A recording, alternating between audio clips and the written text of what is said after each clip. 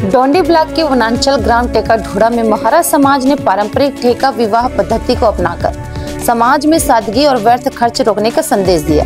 ग्राम फरडडीह निवासी माधुरी शहारे उम्र 38 वर्ष और टेका ढोड़ा के रामेश्वर उंद्रा उम्र 40 वर्ष का विवाह बिना किसी तामझाम के वर पक्ष के घर में संपन्न हुआ। रविवार शाम 7 बजे पंकज जैन ने बताया कि इस ठेका विवाह में वधु पक्ष स्वयं वर पक्ष के घर पहुंचा और सभी विवाह की रस्में एक ही दिन में पूरी कर नव दंपति ने 7 फेरे लिए। समाज जन और परिजनों की मौजूदगी में पारंपरिक रीति रिवाजों के साथ शांतिपूर्ण और मर्यादित आयोजन हुआ, जिसमें न बारात थी, न आडंबर और न ही कोई भारी खर्च। दीपक आरदे की पहल पर यह रिश्ता जुड़ा और दोनों परिवार की सहमति से सादगीपूर्ण विवाह हुआ। इस अवसर पर समाज के वरिष्ठ जनों और परिजनों ने वर वधु को आशीर्वाद देकर उज्जवल भविष्य की कामना की। आगे अपडेट के लिए हमारे news channel MK studio CG पर बने रहें।